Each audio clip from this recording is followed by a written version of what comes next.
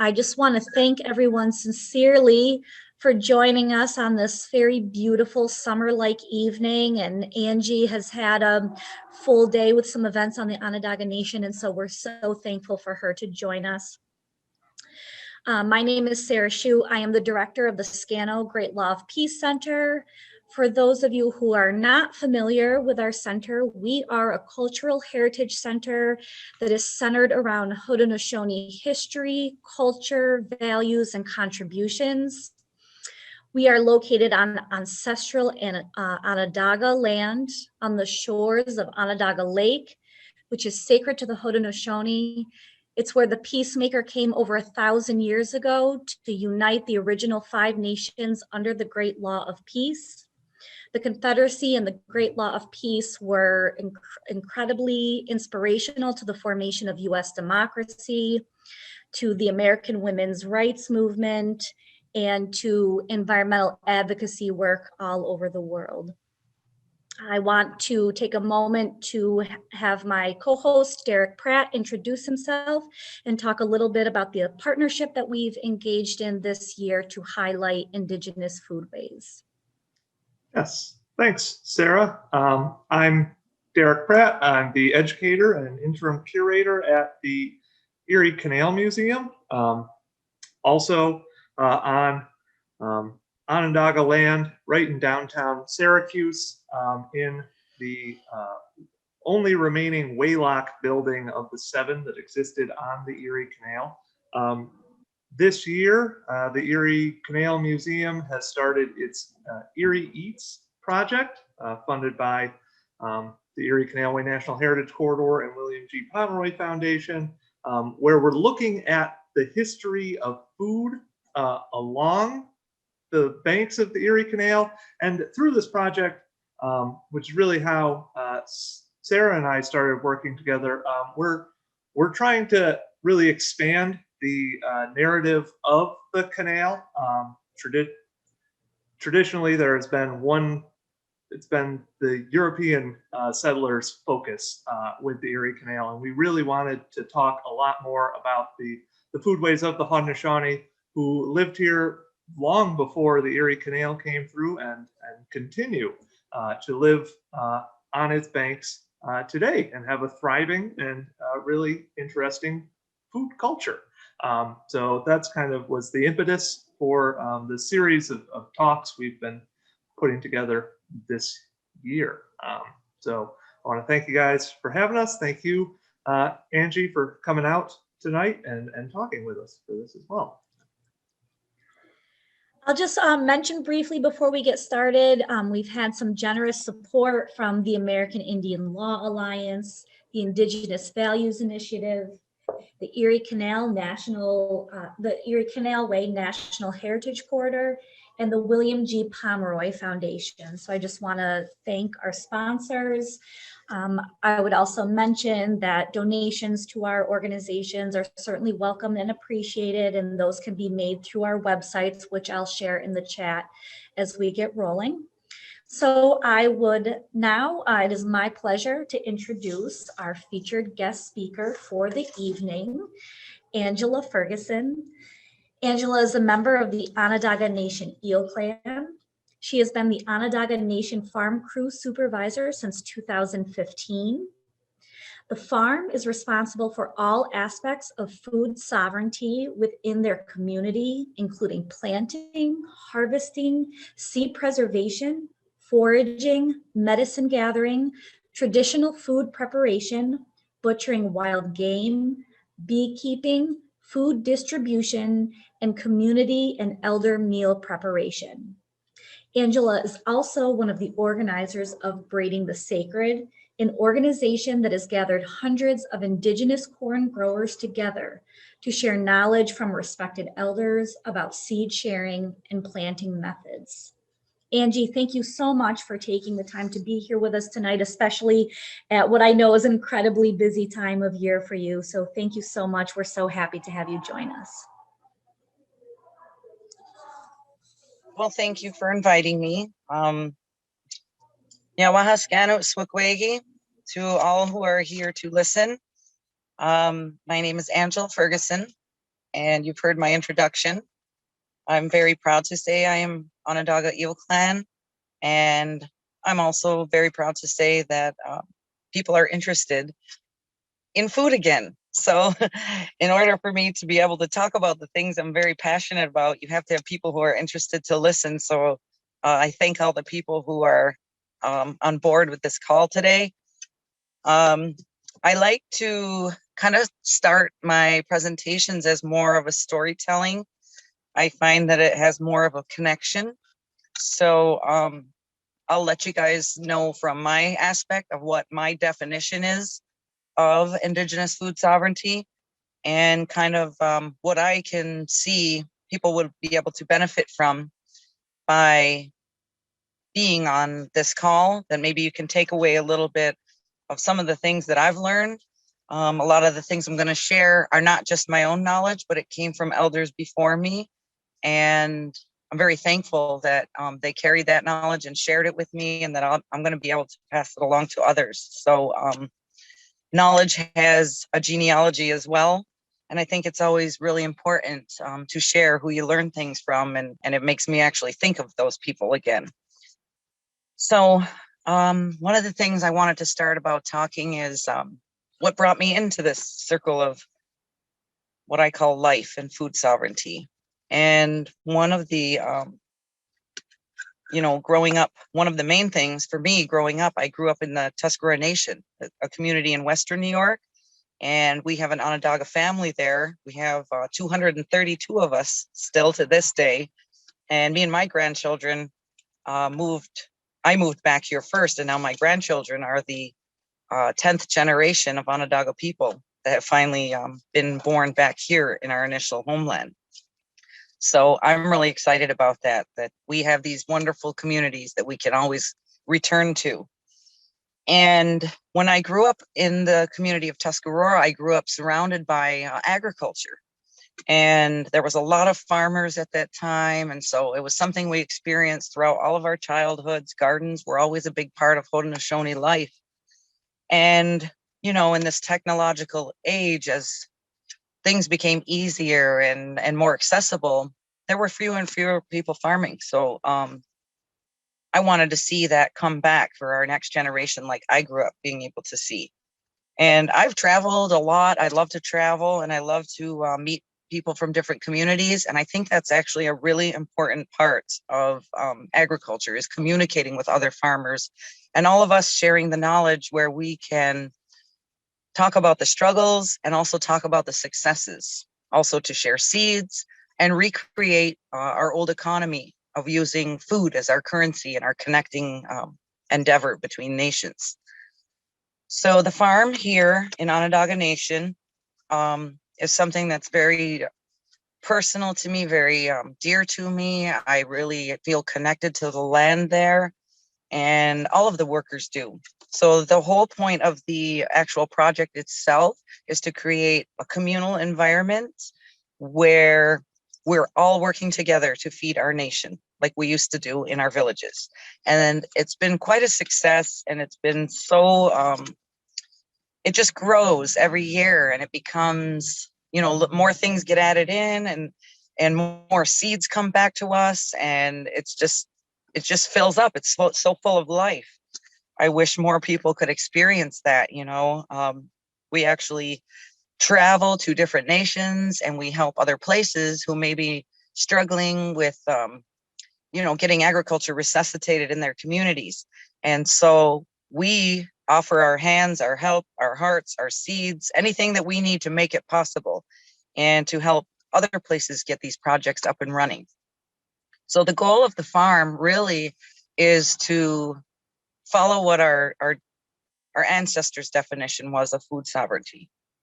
And that is being able to grow your own traditional foods on your traditional homelands with your community, your fellow community members, allowing those seeds and those foods to be part of your ceremonies, and have all of those things connected together, and sharing all of that with the community so that we are self-sustaining.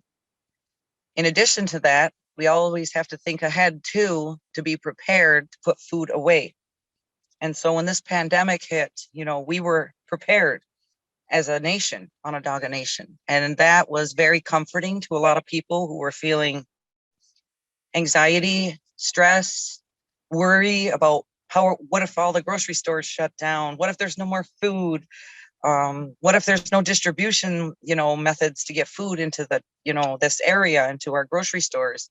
And people did actually call me and say, do we have food put away for us? And yes, we do. And I'd like to see every community, get back to that and kind of prioritize thinking of all the little ones and elders, that we can't just think of ourselves. We have to think of our communities as a whole.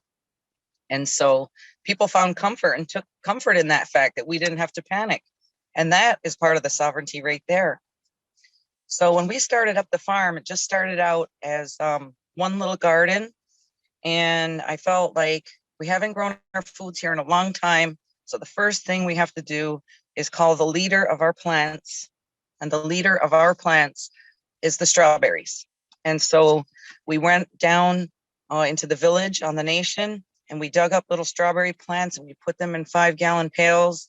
And we didn't have, any farming equipment to break the ground or anything. So we just did it ourselves. We just used hose and rakes, and we just kind of scratched the top of the earth. And we transplanted those strawberries up to the farm. And they took off like nobody's business. We had so many strawberries, we didn't know what to do with them. And we froze them and we saved them for our ceremony times.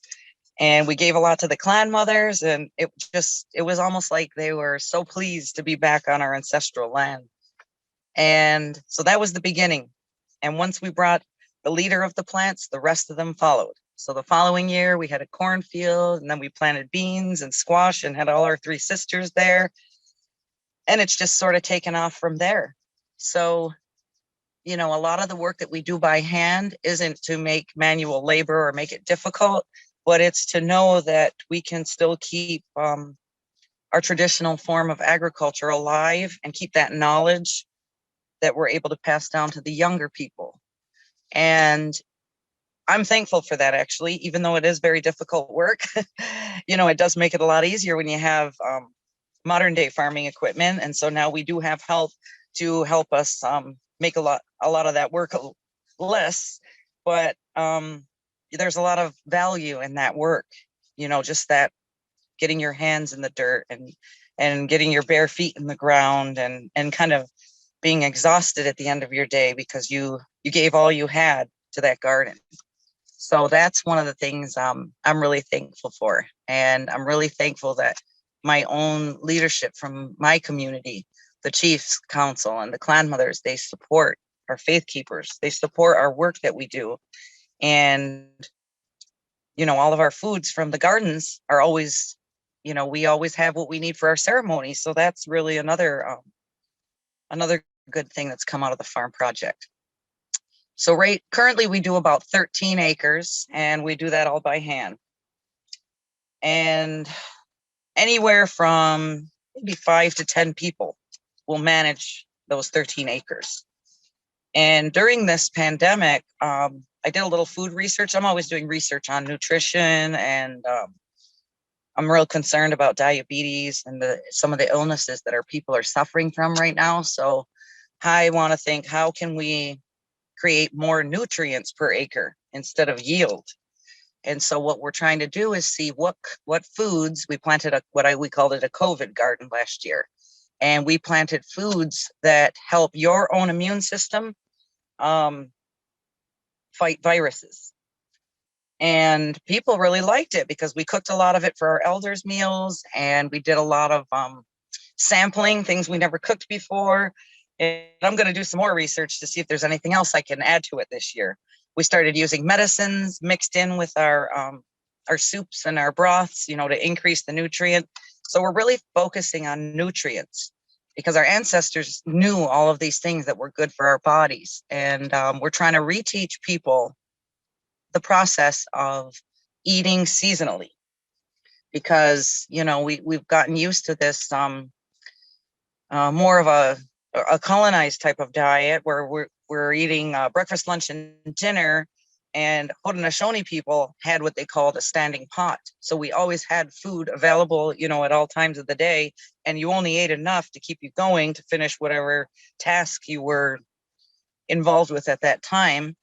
And also you ate the foods that were in season. So you would follow the forest, you would follow the trees, you know, you would follow the gardens, you would follow the animals, you know, things that were the fish, all of those different things.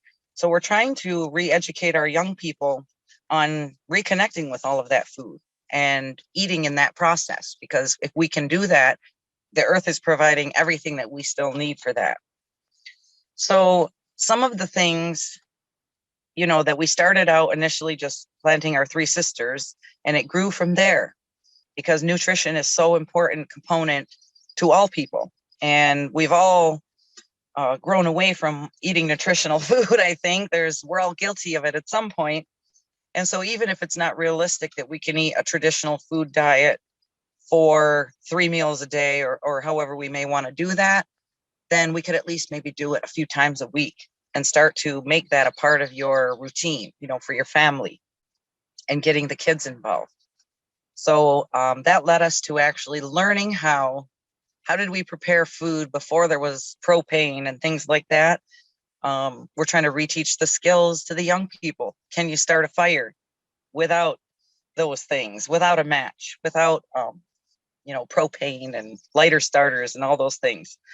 Can we do those things? Can we learn that skill again so that we could really be more survivalists?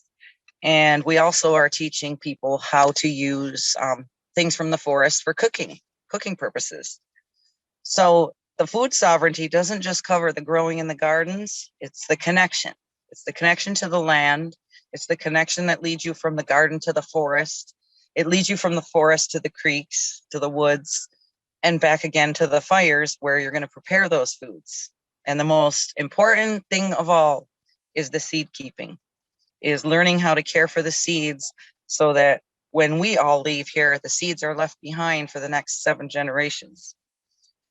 So one of the things that the farm led us to was a lot of cooking endeavors that we did, you know, as a group, as an organization. We traveled to many different Indigenous food summits where we learned and picked up and sometimes even relearned knowledge from other people who are still having the same belief and sharing their methods of food preparation.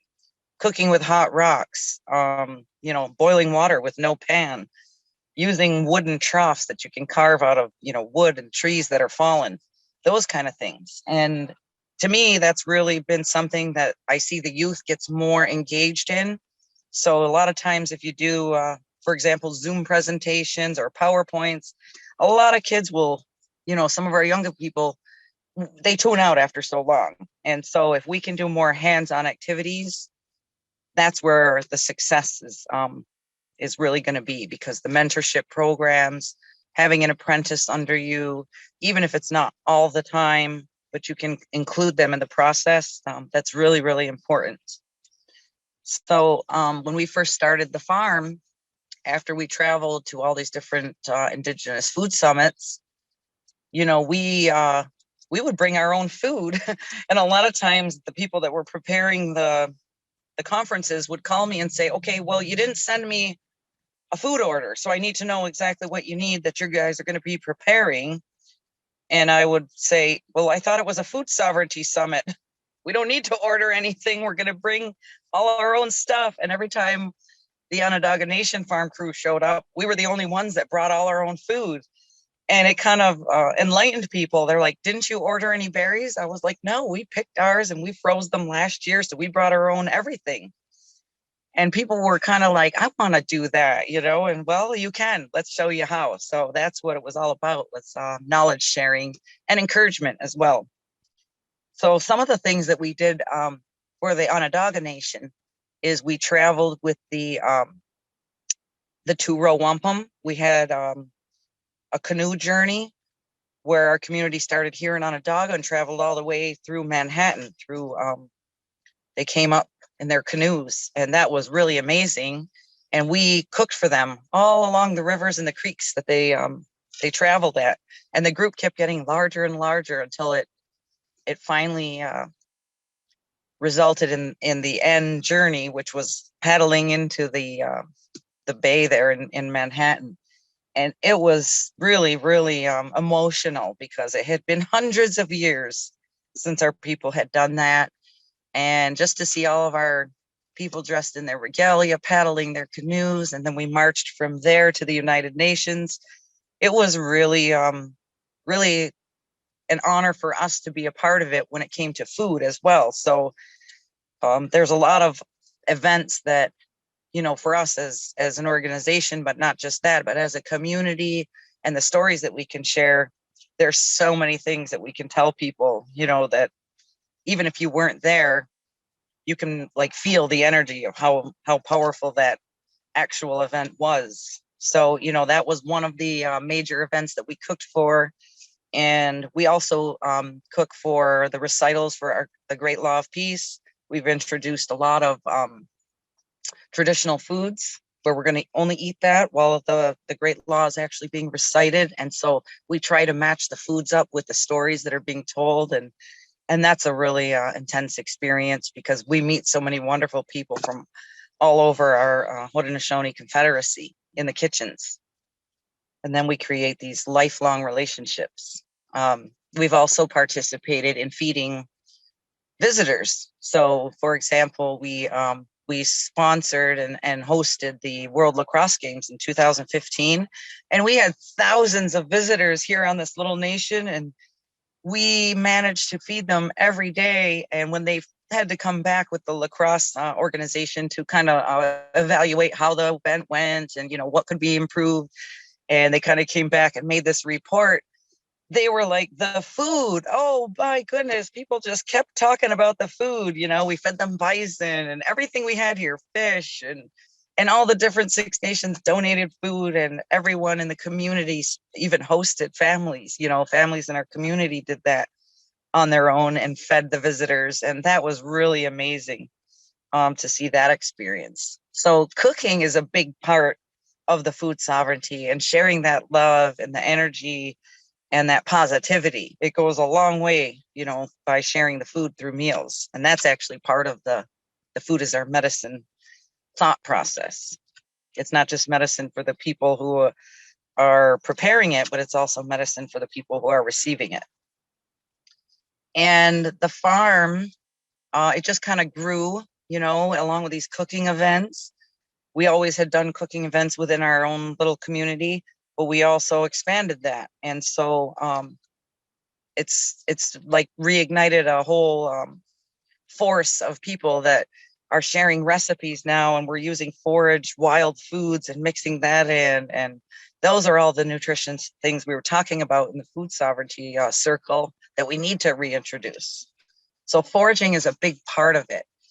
And that connection to recognizing plants and learning their names. And then maybe we don't know the names in Onondaga, so we can speak to some of the people in our language programs who tell us what they are. So now we can call them the proper names when we see them in the forest or in the fields. And that's been really, we've grown a lot in the foraging area. So after we started the farm, we had such wonderful harvests. I mean, we're so blessed and we're so thankful. I truly believe because of our ceremonies, our foods keep living on. And that's what we were always told. And throughout my networks of people that I met, I ended up becoming friends with a woman who was from Oneida, Wisconsin. And at the time I was looking for some wild rice and she was looking for some white corn. And I said, well, we like to feed our nations, so maybe we could trade an equal amount for the wild rice for the white corn. Yeah, that would be great, she said. Her name is Anasazi, and she's my good friend and collaborator on Braiding the Sacred. But that was our first connection was food. So we brought the corn there and we traded, and she gave us the wild rice, and we traded those two foods. And from that point on, she grew that corn out in Wisconsin, Oneida, with a group of families that she belonged to, like a growing co-op, and it just took off. So from there, we started talking about, we need to get more corn growers. We need to get some people together to start sharing some knowledge and learning from, and keeping the stories, the oral traditions alive, and learning from all these different bioregions where people live now, or Haudenosaunee people are all over the place. And, we have different climates and temperatures depending on where we live. So this was important information we wanted to share. And there were, I believe, six of us in the beginning that started the organization. So we were trying to think of a name of the group. What can we call the group? And we decided to call it Braiding the Sacred, because we wanted all of our Indigenous people to return to the sacred nature of food and the connection to it, and to your community, and to your seeds, and your people, and your leaders, and your ceremony people, and all of the things that you need necessary in order to have a successful community and garden.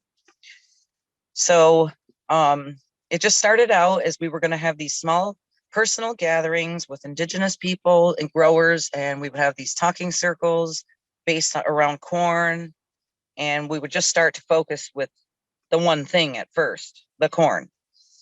And we had about 100 people at our first gathering. We had it here in the Onondaga Nation, and as a matter of fact, we had it at the Schu Great Law Peace Center. So that was a really wonderful event. And since then, which was 2016, I think, we have thousands of people involved now. It just sort of took off, and it developed quite a following. And I mean, I've met some unforgettable people through this. It's created some wonderful nation-to-nation relationships, and it's brought back all of the seeds. So I feel like seeds that were even lost to us as Haudenosaunee people, we knew they existed, but some of us had never seen them. Some of us had never grown them. They returned back to us. And through that organization, Braiding the Sacred, we decided we didn't just want to have these conferences where people come and you get real jazzed up about things and everybody's real passionate and gung-ho, and then everybody leaves and goes home, and then you kind of slip back into your old routines. We wanted to create a lasting impact. And so we decided, let's plant gardens when we have these gatherings instead, because we could still work and talk. And that's what we do. And if we can't plant, then let's go back and have the gatherings at harvest time. So we could be helping a nation harvest their stuff and have the gatherings at that time. So we decided those were the 2 times of year that we would have the gatherings. We haven't had any this year because of COVID, but Braiding the Sacred led us to meet a corn grower from Oklahoma, and he was Cheyenne. He was at the time, he had ownership of a seed collection that had belonged to Carl Barnes, and he was a Cherokee corn farmer. He was from Oklahoma as well, and he just spent his whole life caring for these seeds. And he claimed that he could speak the language of the corn, and I believe it, because in some of his jars of seeds, he would get this message from the corn, and he would jot it down on these little pieces of paper and fold them up, almost like fortunes. And when you get Chinese food and you break open your fortunes, it's kind of like that. And then sometimes we'd be going through the seeds and cleaning them up and putting them in a new container, and I'd find these little notes, and there would be these really profound messages in there. So I believe what he says when he says he spoke the language of the corn, and he was able to relay some of its messages. So when he passed away, he had thousands and thousands of varieties.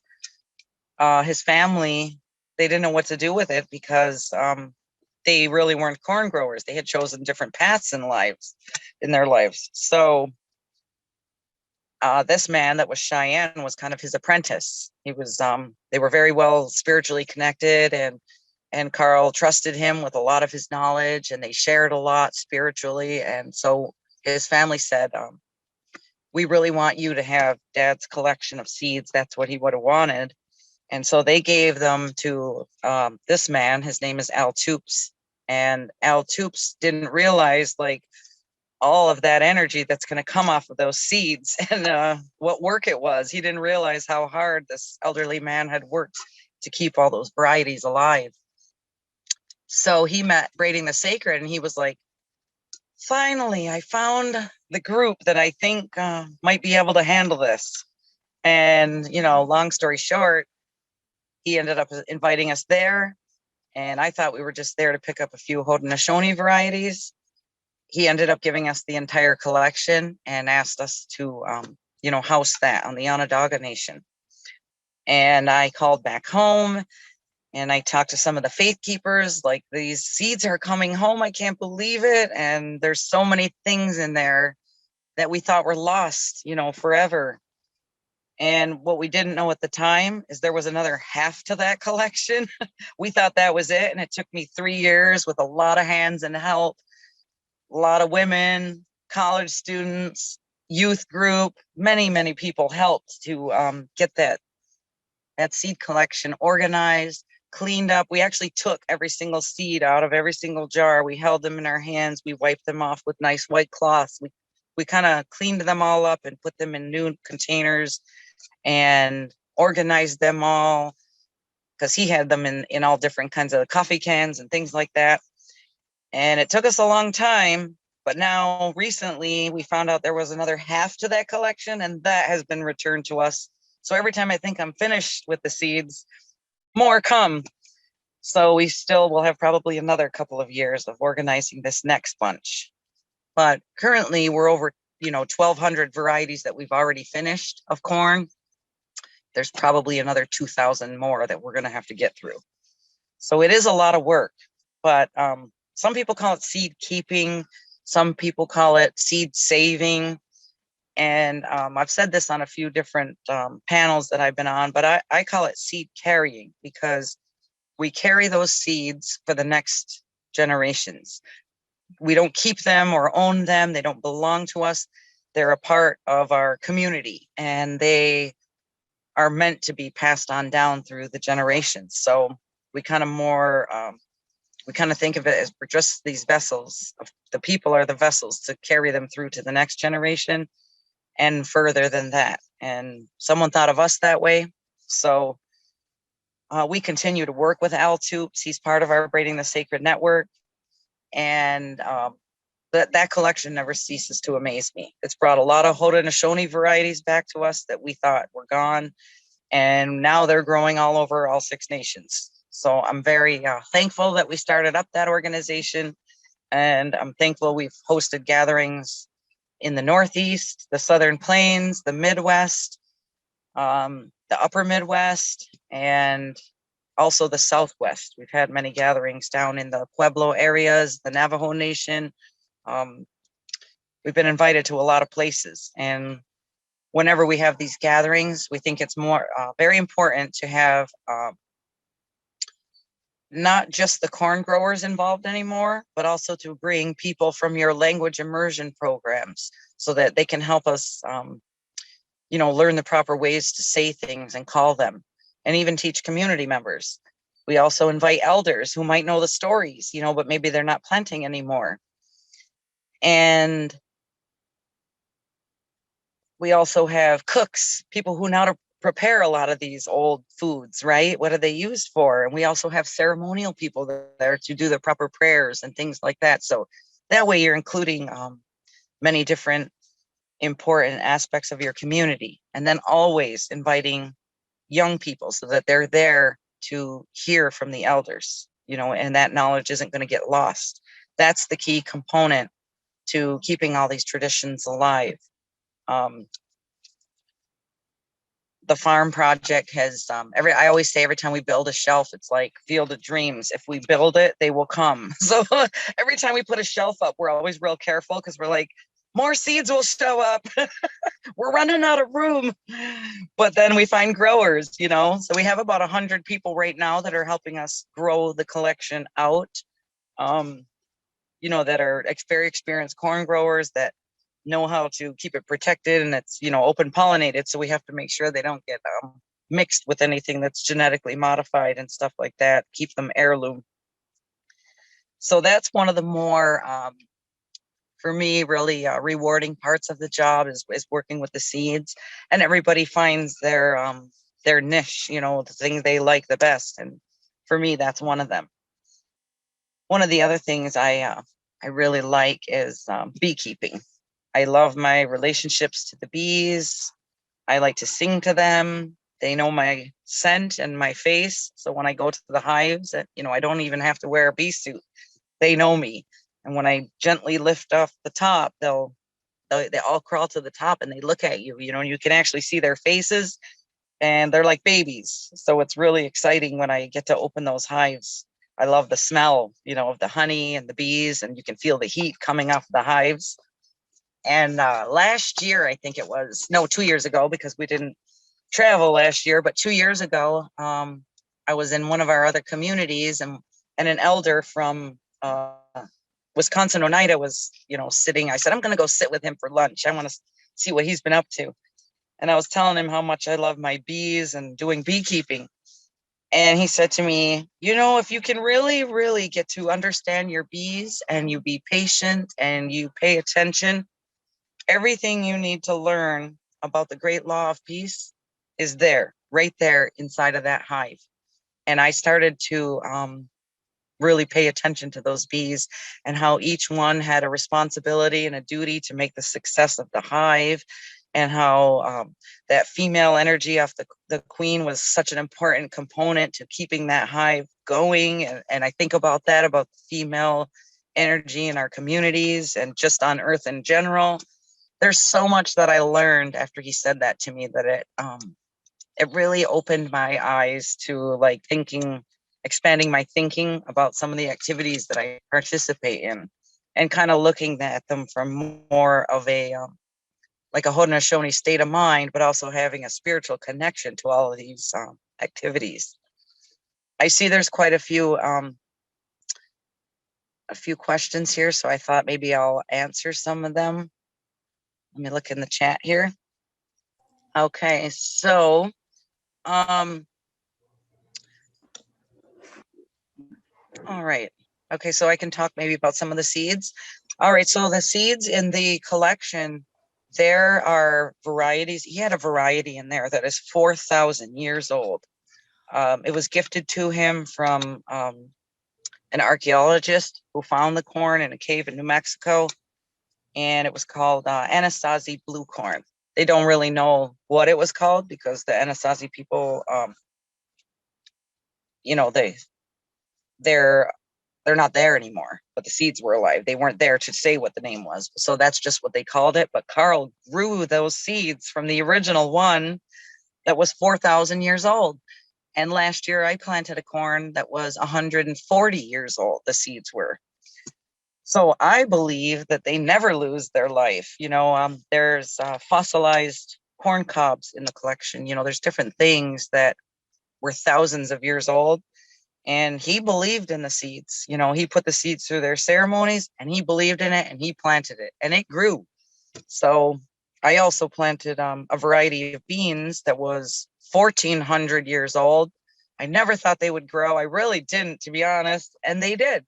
So I started out with 8 beans and now I have 78 beans from that initial 8 or 7. And yeah, that was really interesting. I was surprised about that. So let me see what some of the other questions might have been. Where did the coronation begin? I was born. So, okay. All right. So when I said that the strawberries was the leader of our plants, I'm not sure how familiar some of the people on the call may be, but when we do our Thanksgiving address, when they talk about the trees, the leader of the trees, which is the maple to us, you know, the first one that runs the sap, those are the leaders of all of the other plants. So they're kind of the leader to their community. And for us, the wild strawberries is that first plant that comes up, and that's the leader. It's the first one that's going to bear fruit, you know, edible fruit. And so that's when we start our Thanksgiving after our planting. That's the first food that comes up. So the strawberries is very revered to us as Haudenosaunee people, and it's medicine. It's considered medicine to us. It's a big part of all of our our teachings, that we give thanks for that. We have a whole ceremony based around that. And so that's why, obviously the strawberries are ready even before the corn bears fruit. So, each one of our ceremonies that takes place is based on the moon and the food that's in season. And the strawberries is that first one. So let me see what else here. Okay, and then somebody was asking how did the coronation begin? And for Haudenosaunee people, we go back to our creation story and how the corn grew from the body of Sky Woman's daughter when it grew from the breasts, and corn actually produces a milk, and it's our life-sustaining food. So that was one of our creation stories. So that's where our corn began. I can't say a time for sure because it's just always been that way. We don't have years or dates on things, but since the beginning of time for us, that's where it came. Alrighty. Can you use more land for communal farm? We do have a lot of land that we can use. We rotate our fields so that we're never using too much of the nutrients, and we're not depleting the soil. So what we do is use our Three Sisters planting method. We do large quantities of planting, so we don't just do singular mound planting. Sometimes we'll do smaller gardens with that, but for the bigger fields, we will plant corn first, and then we'll plant the corn there 3 times so that we don't, because corn draws a lot of nutrients out of the soil. And each year we also burn the fields, so that keeps bugs and it puts all that nutrients back into the soil. After that 3rd time, we rotate it and we put beans in that field to replace all of the nitrogen into the soil. And after we grow the beans there, then we make the mounds and grow squash in that field. And after that, we let that field sit empty for a year. And so the gardens are always chasing one another. Even though we do the 13 acres, we have different fields there so that we can rotate those different varieties, and also to not deplete the soil so that we can put them in different places. So that's the way we do that. And beekeeping, yes. One of the things that I did was, instead of, I actually was able to split one of the hives. So I took some of the honey. This is kind of like if you take honey out of the hive and you put it near the hive, the bees will actually take all the honey and put it back in there. So you can't actually steal the honey from them. And so if I just kept doing that all summer, moving honey from one hive to the next, and eventually the bees there were so many in this hive, they realized it was more comfortable over here, and some of them moved into that one and created a new queen. So when the new queen came out, that there's 2 hives now side by side, and now I was able to take that one and move it to another place, and I might try it again now with those 2. I let them succeed for a couple of years first. I've been lucky. We haven't had any trouble with any of the mites or anything like that, but most of the hives that we have down on the Onondaga Nation, we don't use pesticides in our community. And so that's why a lot of our bees will succeed. We have a lot of gardens. Our community had 89 gardens last year. For a small community, that's a lot. And that's a lot of food. So it's good to see everybody getting back to that. We don't just have the Nation Farm. We have our community members that are growing their own food in their own yards with their own gardens. And that's really important to have families, getting back in the garden again.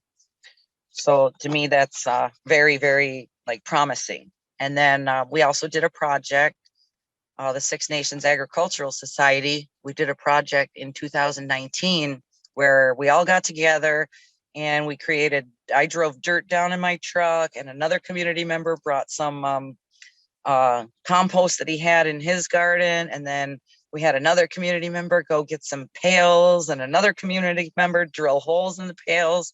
And we created these mobile gardens in the pails that people could take with them. And if they only wanted to grow a couple of things, they could move it in and out of the sun and rain, or they could protect it or move it around where it needed to be. And that was really successful, because not everybody wants to tend or has the time to tend a great big garden, but we wanted them all to be included. So for anybody on the call, that's a great way to get young people. We before the pandemic, we had a plan that we were going to use more pails and have the kids at the nation school paint those pails and put some designs on them and kind of decorate the pails up, and so that we could gift them to elders who, so they don't have to bend over so far to plant. And we weren't able to do that. But maybe next year we're going to do it. We're going to try. So pail gardening is another way of keeping, agriculture alive, and not, having it be a struggle where it's going to turn somebody away from growing food. So you still could do corn, beans, squash, tomatoes, potatoes. You could do anything. People did sage plants. They did all different stuff. And then we had a giant seed table where people could go and pick whatever it is that they wanted to grow in those pails, or even take to their personal gardens at home. Okay, so one of the main things we do with the seed keeping is that we make sure everybody keeps a good mind. And so that's really important whenever you're working with food, because it's healthy to have relationships with your fellow gardeners that are around you in the garden, that you're bringing that energy there. Also, when you're harvesting, when you're cooking, a lot of times if you hear people in a kitchen, you hear them laughing a lot, because they're joking around, and that is good energy. It's good to put that into the food that you're going to be sharing with people. So, your intention and your energy that you're bringing to those activities should really be something that's, the best you have to offer. And if you're not really feeling the best, then sometimes there's other things you can do that maybe you shouldn't be in the garden, and we could give you a different task. But when it comes to the seed keeping, it's really, when we're tending to them, it can be very emotional. Sometimes you'll have these thoughts that enter your mind and you don't know where they come from. And I feel like it could have been maybe the people that touched the seeds before you, or the ancestors before that, and you could keep going back generation after generation. Sometimes knowledge even enters your mind, and that's one of the rewarding parts about working with the seeds.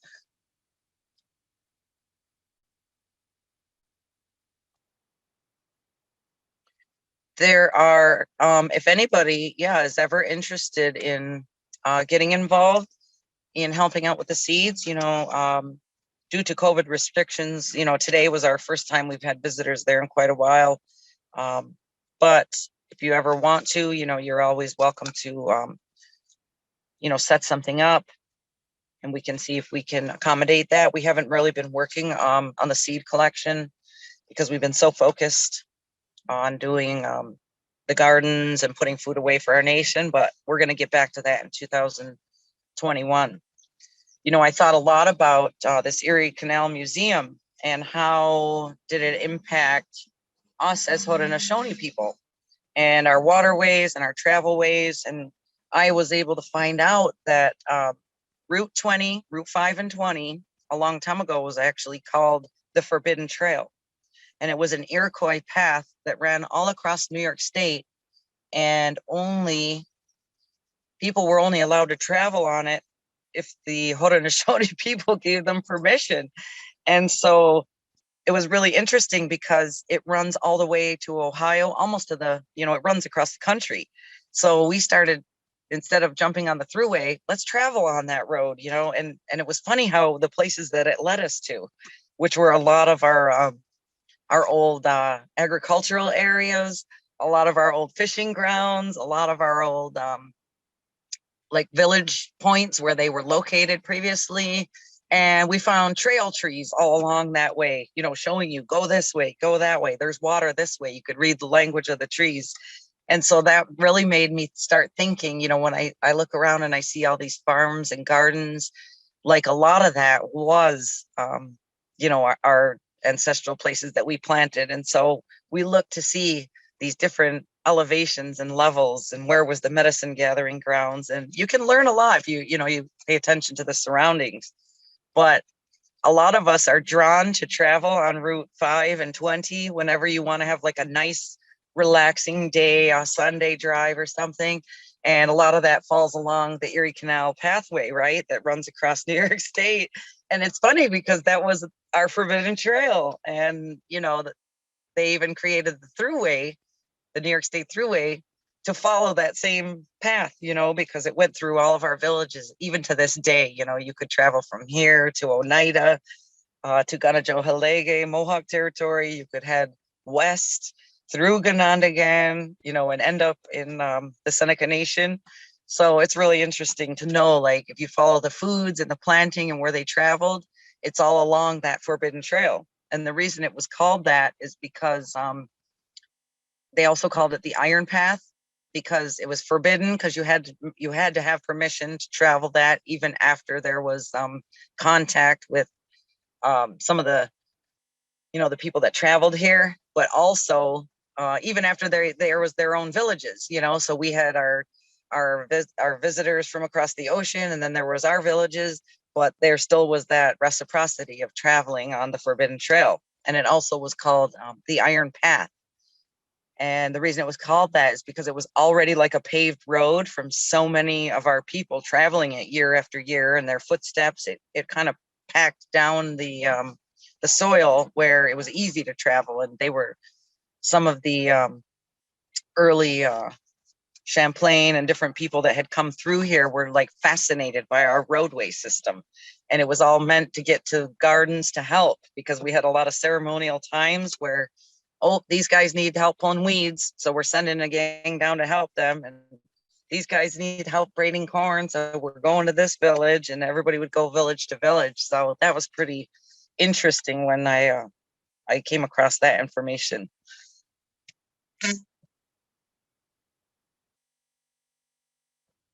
Okay, so what we learned about seed storage is mostly that we didn't really want to rely on refrigeration and freezing seeds. A lot of seed preservation is done using those kind of facilities. We wanted to do it the same way that our ancestors did.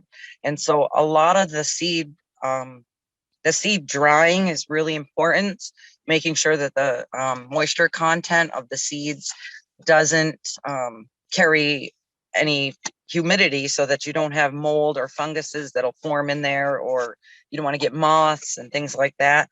So we tried to make sure that we do the proper drying process. And also we've learned from different elders, different ways when you're putting them into jars for saving. There are certain things you can put into the seeds. Some people even use wood ashes. Some people use bay leaves. Some people, I always say they sing. So like I'll take seeds and I can put them next to my ear, and I can actually hear when they're dry enough to put away. And now some of the younger people are learning it, because you can hear if there's still moisture in there. It makes a different sound. So it sounds crazy. I used to think people thought I was crazy because I'd say I can hear it's not ready. But I met a man recently who can do the same thing with beans. And I was asking him, what do you think of our beans? He goes, no, they're not dry enough. And he did the same exact thing I did. And he's from Oaxaca, Mexico. And it was funny. I said, I thought I was the only person that did that. And then I met somebody else that does it too. So I know that must be something our ancestors did. And we just kind of rely on, we don't have a lot of clay pots like we used to. So now we use glass mason jars, just a modernized version.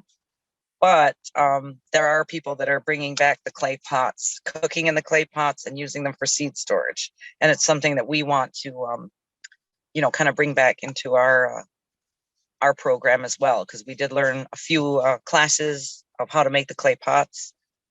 And so that was really important. Before the pandemic started, we traveled with Braiding the Sacred to a community called Acoma.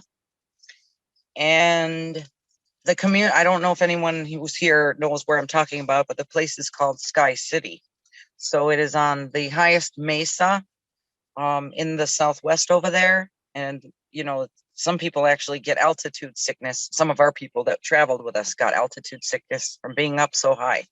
But they had invited us there to have a Braiding the Sacred gathering. And a big part of our food sovereignty program isn't just growing the corn, the beans, the squash, and the traditional foods. It's also hunting and fishing. And so we have men, that go out all week long, hunt, fish, they fillet, they butcher, they clean it all up, they package it up, and that's also distributed to our community. So when we were out there visiting with the corn, they allowed us, it's like a forbidden community. They don't really allow outsiders in, even other indigenous people.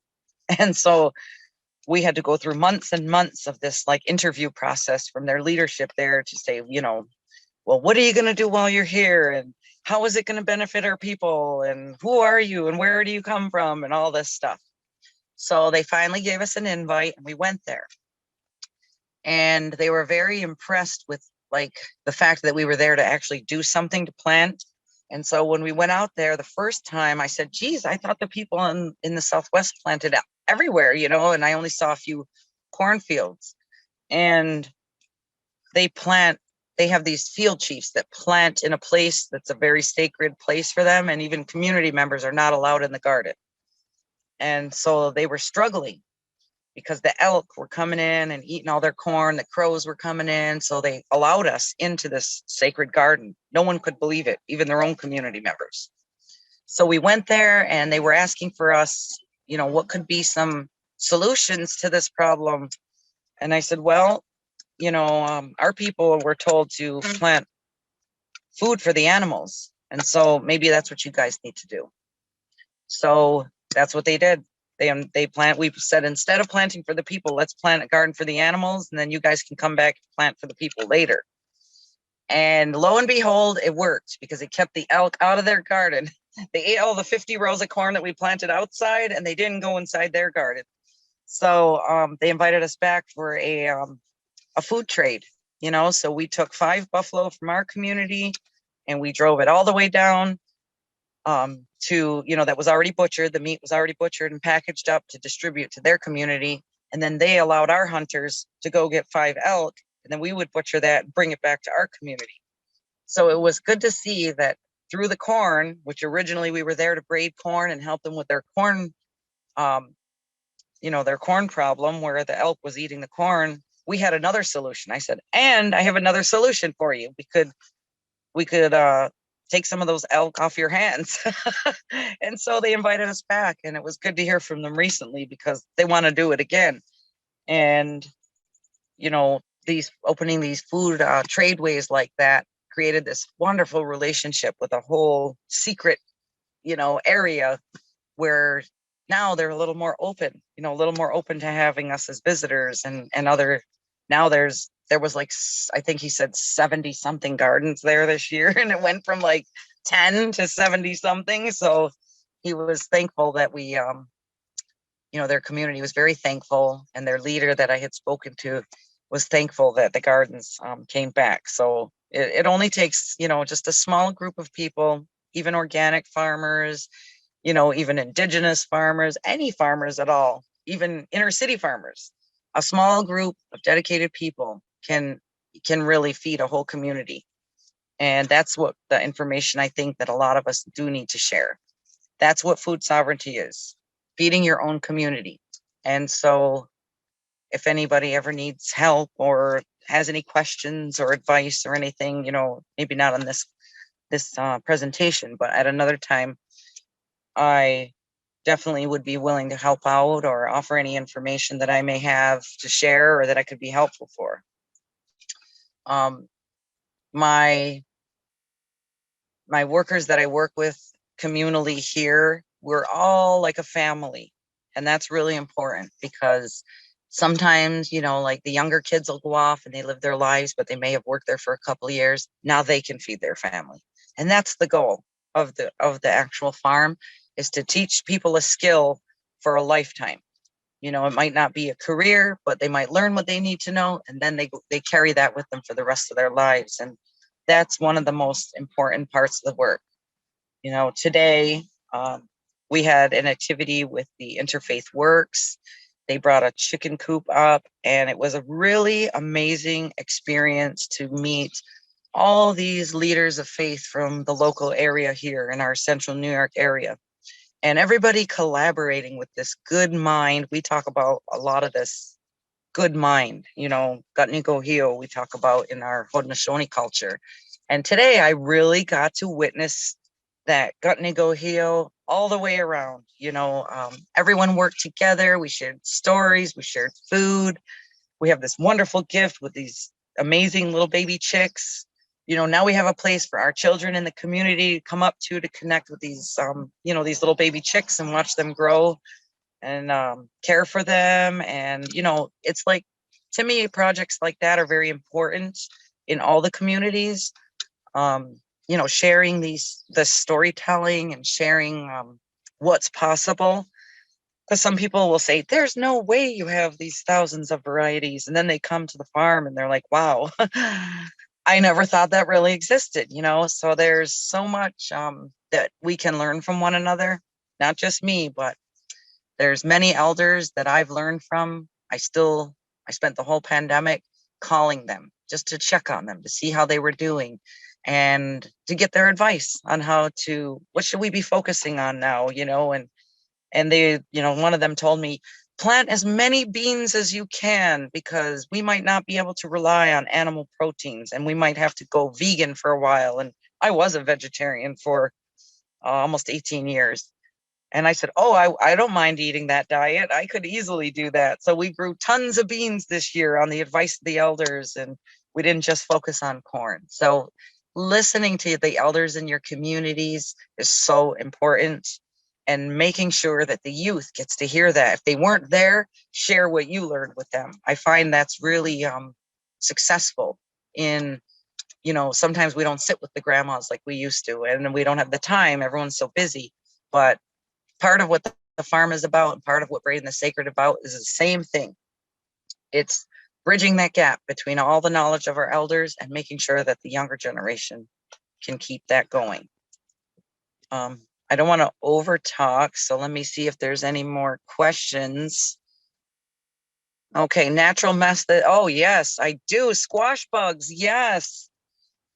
So you know, we learned a lot of, we're doing organic farming, so it's truly organic and non-GMO. So every food that we have is not genetically modified, and we don't put any pesticides or any fertilizer besides natural fish things and burning and the methods that I already mentioned. When the fishing guys, we have the rest garden, we let them throw the spoils in there from the fish that they catch, and that puts a lot of nutrients back in there. So we use those methods.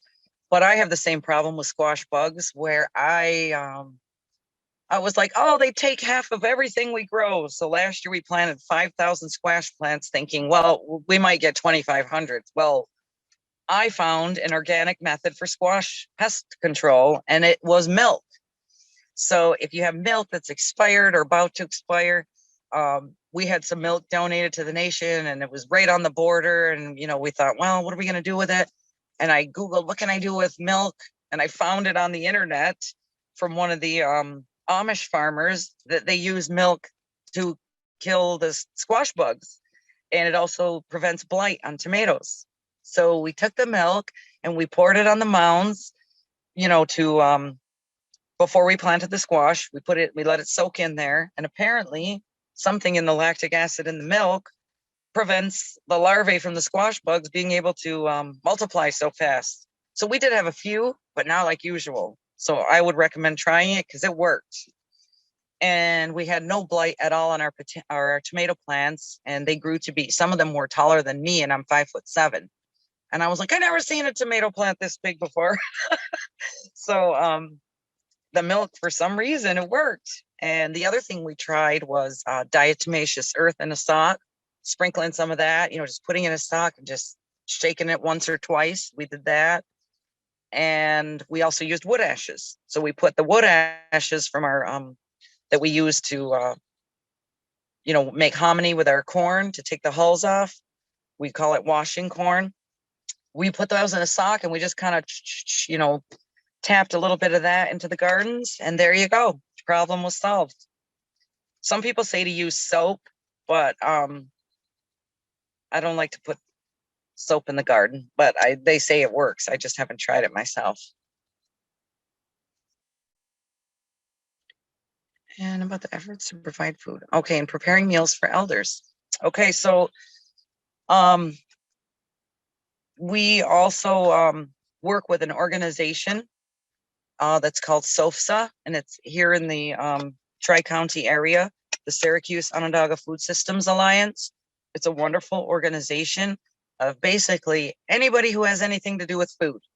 Restaurants, nutritionists, growers, distributors, professors that teach food studies. We have hunting men, fishing men, people who are involved with anything in the forest. So there's so many aspects of food, and also inner city, urban gardens. I mean, anything you could name that has to do with food. And they're always looking for people who are interested to become a part of the group. That's another group that's just blown up.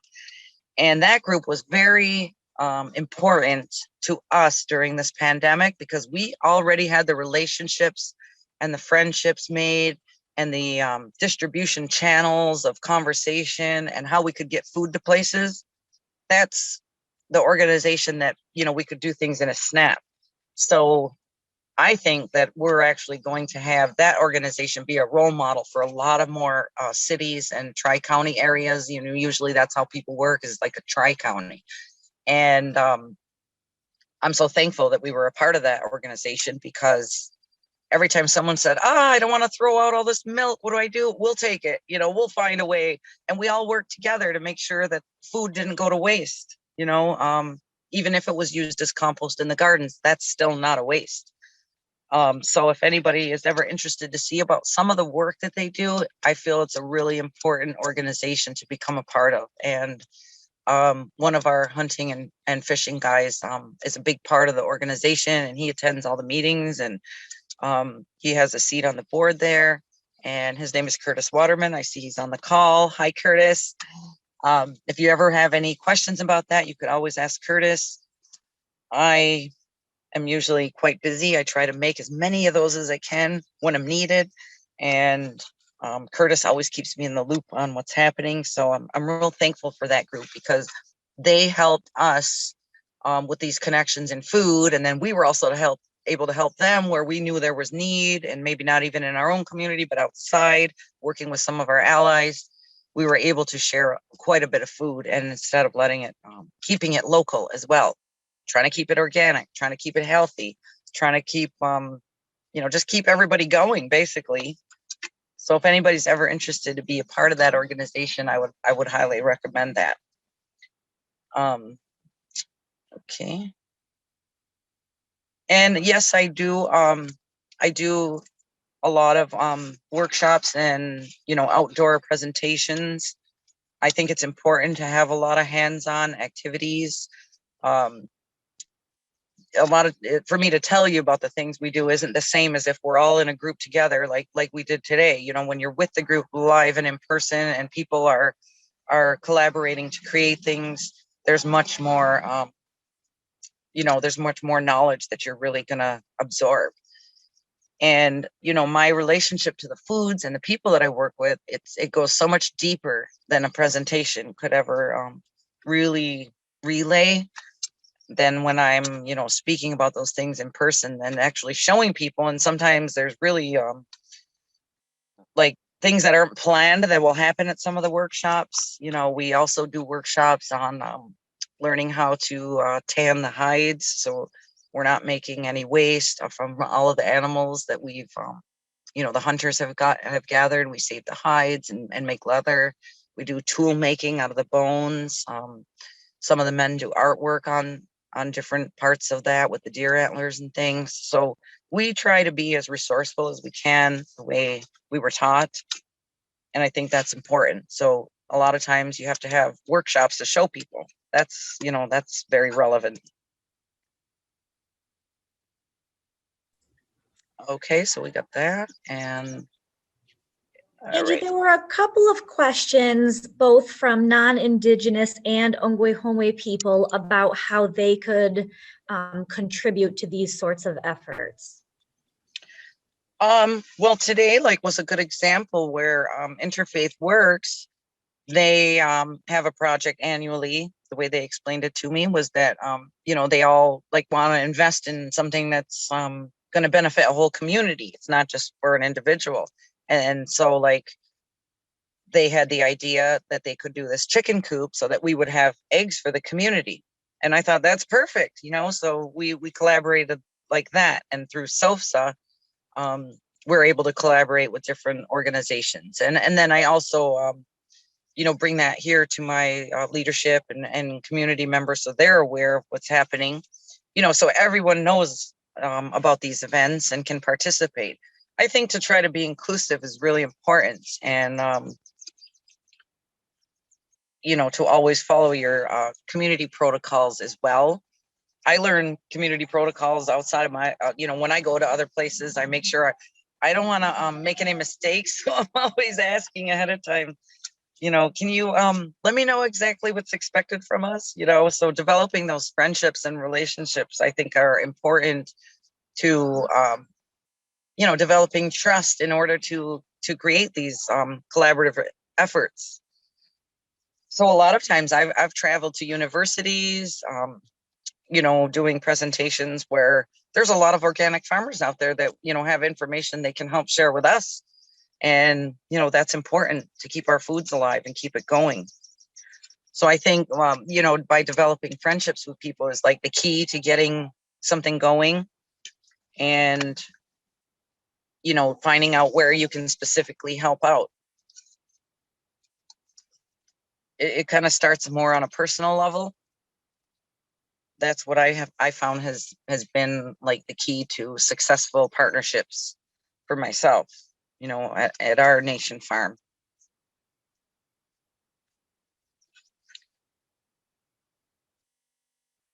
And oh, I see another question popped up. Did I answer that question? Did that answer the question, or was there something further? Yeah, That I think so. Yeah, I think so, definitely. that's kind I'm of what not sure. SOFSA, yeah, that's what SOFSA is kind of about, is that we have a relationship to, you know, to our neighbors called Gaswenta, which is a 2-row wampum relationship, where we both are traveling in our canoes and we live on this same land, and a lot of us love it the same, you know, and we want to have a relationship with one another, but we don't know how. So how can we travel down those same, you know, down those same paths of life and respect one another's differences? That's really the key and very important. Yeah, I think one thing that I've really loved about what you've been saying is all the different ways that food has created a sense of community. So with other people on your nation, with other nations, with non-Indigenous people, all the different ways that food brings us together, which I think is really beautiful. And the other thing I wanted to mention is when you were talking about the bees. And that's another sort of community, right? And thinking about, you had mentioned specifically the roles and the responsibilities of the bees in making the community work. And that made me think about the Thanksgiving address, Yes. right? And our responsibility to express gratitude. And I think being more involved with growing your own food. I know that I had a pretty big garden during the COVID quarantine period, and that gave me a whole new appreciation for the tremendous amount of work that goes into maintaining the garden. And I had the question about the squash bugs because they became my nemesis during that time. And yeah, it just gave me such a strong sense of appreciation and gratitude for the food that I was growing. And so just the themes of community and of responsibility. It's a different way, right, of looking at the world. And yeah, and gratitude, and food just is at the heart of all of that. So yeah, there's different ways to describe it when you say food sovereignty, food justice, food security, you know, food sustainability. All of those things really at the heart of it have the same message, you know, which is that connection to the land, the reward of growing your own food, and the spirituality part of it that comes along with it it changes you. So when you meet other gardeners, it's almost like you instantly have this other bond, whether you're native or you're from here or there, that doesn't matter. Remember, everybody's indigenous to somewhere. Mhm. And that is, that gives you that sense of gratitude, because you know now you can relate to one another. You have that common thread, you know, and it's really important. That's why Yes. food is the unifier, and it's going to be the thing that heals the world, you know. That's what I really believe, because you see places that struggle when they don't have food, then the leadership, the people, the governing bodies, everything in that area where they're struggling with food is, you know, becomes compromised. Mhm. And when you see a community that's successful with food and has, you know, they have abundance and they have that gratitude and the thankful words to go along with all of those things that they have, those are the communities that can work together and be successful. Yeah. I watched part of the video from the Braiding the Sacred video or the website earlier today, and I especially keyed in on some words by Oren Lyons, and he talks about sovereignty. And we talk about that a lot here at the Scano Center, and a lot of times I'm thinking of it from the political Right. sense and from nation to nation. And he's talking to another gentleman who shows him a handful of corn. And he Yes. says, this is sovereignty. And that was really powerful. It really, that's the most fundamental level of Yes. sovereignty. Yep. Can you feed yourself? You know, Mhm. if you can feed yourself, you are sovereign, because now you have not given up the thing that keeps you alive. You haven't given that power to somebody else. Mhm. Yeah, And that's really absolutely. a powerful thought. And I laughed because it was funny when he had the seeds in his hand. I was like, I have seeds in my pocket too. I always have seeds in my purse. I have seeds in my pockets. Sometimes I have them on as jewelry. And I thought, oh, that is so like I totally can relate to that.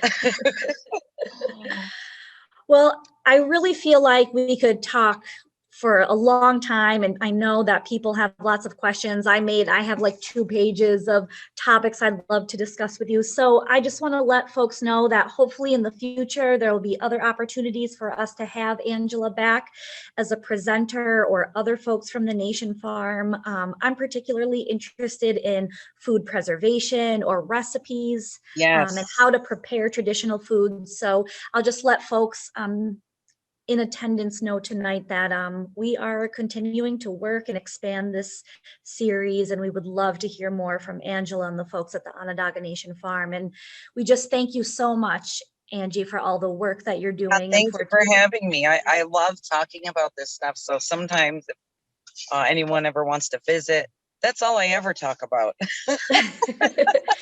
Well, I will say I that really do, because I love it so much, and it's a big part of my life. It's a big part of my grandchildren's lives, and when it comes from the heart, you know, it's something that's easy to talk about. So I'm thankful to have everybody here that wanted to listen. Yeah, wow. Well, your passion certainly comes through the screen. I think we can all feel that tonight. So thank you so much, Noñh, to you. And we'll look forward to speaking with you again, Angie. Okay, thank you. All right. Have a good night, everyone. Thank you for You too. joining us. Take Thank you care. very much.